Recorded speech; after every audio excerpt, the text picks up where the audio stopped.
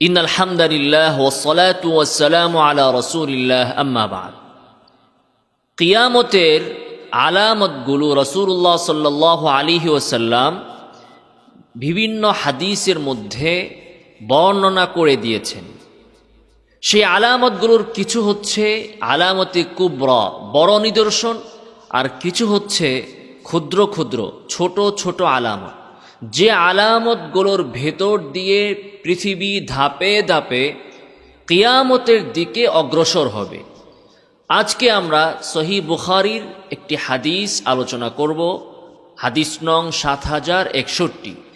এই হাদিসের ভেতরে রাসূলুল্লাহ সাল্লাল্লাহু আলাইহি ওয়াসাল্লাম কিয়ামতের ৫টি আলামতের কথা, কিয়ামতের পূর্বে পৃথিবীর বা মানুষের ৫টি অবস্থার কথা বর্ণনা করেছেন।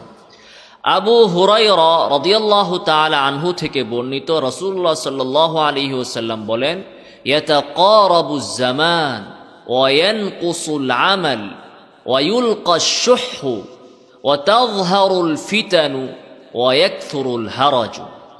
রাসূলুল্লাহ সাল্লাল্লাহু আলাইহি ওয়াসাল্লাম বলেন, ইয়াতাকারাবুজ জামান, জামানা, সময়, টাইম নিকটবর্তী হবে, কাছাকাছি হবে।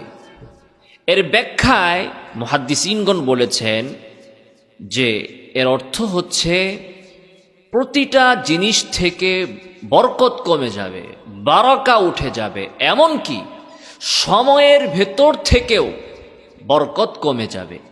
ফলে সময়গুলো খুব কাছাকাছি হবে, মুহূর্তের ভেতরে সময় চলে যাবে, সময় কেটে যাবে, মানুষ সেই সময়ের যথার্থ মূল্যায়ন করতে পারবে না। যেমনটি তিরমিজি এবং মুসনাদ আহমদের আরেকটি হাদিসে এসেছে, লা তাকুমুস সাআ হাত্তা ইয়াতাকারাবাজ জামান, কিয়ামত সংঘটিত হবে না যে পর্যন্ত না সময় কাছাকাছি হবে, নিকটবর্তী হবে। এরপর আল্লাহ রাসূল সাল্লাল্লাহু আলাইহি ওয়াসাল্লাম বলছেন, ফাতাকুনুস সানা কাশ-শাহরি, যে এমন হবে একটি বছর এক মাসের মতো কেটে যাবে। একটি বছর কেটে গেল, মানুষের কাছে মনে হবে যে একটি মাস কেটে গেল, বছর হয়ে যাবে মাসের মতো। ওয়াশ-শাহরু কাল-জুমআতি, মাস হয়ে যাবে সপ্তাহের মতো। ওয়া তাকুনুল জুমআতু কাল-ইয়াউমি, আর একটা সপ্তাহ হয়ে যাবে একটা দিনের মতো। ওয়াল-ইয়াউমু কাদ-দারামাতি বিন-নার ওয়া ইয়াকুনুল ইয়াউমু কাদ-দারামাতি বিন-নার, আর একটা দিন এমনভাবে কেটে যাবে যেন আগুন জ্বালাইলে পাতা মুহূর্তের মধ্যে জ্বলে পুড়ে ছারখার হয়ে ভস্মীভূত হয়ে যায়। মুহূর্তের ভেতরে চোখের পলকে আগুন যেমন পুড়িয়ে দেয়, ছারখার করে দেয়, ছাই বানিয়ে ফেলে, মানুষের একটা দিনও এমনভাবে চলে যাবে। সময়কে সে কাজে লাগাতে পারবে না, সময়ের ভেতরে বরকত থাকবে না, সময়ের মূল্যায়ন তার ভেতরে থাকবে না। মনে হবে চোখের পলকে সময়গুলো কেটে যাচ্ছে, চোখের পলকে দিন কেটে যাচ্ছে, সপ্তাহ কেটে যাচ্ছে, মাস কেটে যাচ্ছে, বছর কেটে যাচ্ছে, জীবন কেটে যাচ্ছে, কিন্তু সেটার কোনো কাজ, সঠিক ফায়দা সে করতে পারবে না। এ হচ্ছে এক নাম্বার, ইয়াতাকারাবুজ জামান। ২ নম্বর বিষয় হচ্ছে ওয়ায়ানকুসুল আমাল, কাজ কমে যাবে। সময়ের বরকত নাই, কাজেরও বরকত নাই, কাজ কমে যাবে। অন্য বর্ণনায় এসেছে ওয়ায়ানকুসুল আমাল ওয়ায়ানকুসুল ইলম, এলেম কমে যাবে। এলেম কমে যাওয়ার এক অর্থ হচ্ছে আহলে ইলম তারা একে একে ইন্তেকাল করবেন, তাদেরকে উঠিয়ে নেওয়া হবে, তারা পৃথিবী থেকে চলে যাবেন। আরেক অর্থ হচ্ছে প্রত্যেকটা আলেমেরই ইলম কমতে থাকবে, পৃথিবী থেকে এলেম বিদায় নিবে, এলেম কমে যাবে। এরপর ওয়ায়ুলকাশ শুহহু, কৃপণতা মানুষের অন্তরে ঢেলে দেওয়া হবে। মানুষের ভেতরে কার্পণ্য ব্যাপকভাবে দেখা যাবে। একজন প্রত্যেকটা স্তরের মানুষের ভিতরে কৃপণতা দেখা যাবে। ধন সম্পদ আছে, ধনী ব্যক্তি, সে দান করতে কৃপণতা করবে, ফলে গরিব অসহায় তারা না খেয়ে ধ্বংস হয়ে যাবে। আলেম যার কাছে এলেম আছে তিনি আরেকজনকে সেই এলম বিতরণ করতে কৃপণতা করবেন, ফতোয়া দিতে কৃপণতা করবেন। যার ভেতরে কোরআনের জ্ঞান আছে, কেরাতের জ্ঞান আছে, আরেকজনকে শিখাতে তিনি কার্পণ্য করবেন। অর্থাৎ স্বার্থ ছাড়া, উদ্দেশ্য ছাড়া আলেম তার এলেম বিতরণ করবে না, কারি তার কেরাত বিতরণ করবে না, মুফতি তার ফতোয়া প্রদান করবে না, ধনী তার মাল খরচ করবে না। এইভাবে প্রত্যেকটা ব্যক্তি স্বার্থপর হয়ে যাবে, কৃপণ হয়ে যাবে, কৃপণতা ব্যাপকভাবে দেখা দিবে। ওয়াতাযহারুল ফিতানু, ফিতনা ব্যাপকভাবে প্রকাশ পাবে। দ্বীনের দুনিয়ার প্রতিটি ধাপে ধাপে ফিতনা। আমরা যদি বর্তমানে দেখি, সংশয়ের কোনো শেষ নাই। সন্দেহ, সংশয়, ভ্রান্ত আকীদা, ভ্রান্ত ধারণার ছড়াছড়ি ব্যাপকভাবে চলছে।